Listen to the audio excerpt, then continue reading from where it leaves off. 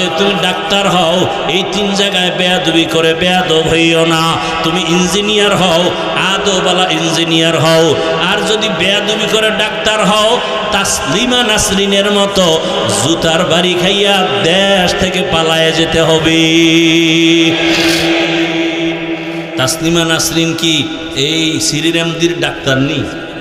MBBS doctor, অনেক বড় শিক্ষিতা, কিন্তু বেয়াদবি করলো আল্লাহর সাথে, রসুলের সাথে, উলামায়ে কেরামের সাথে।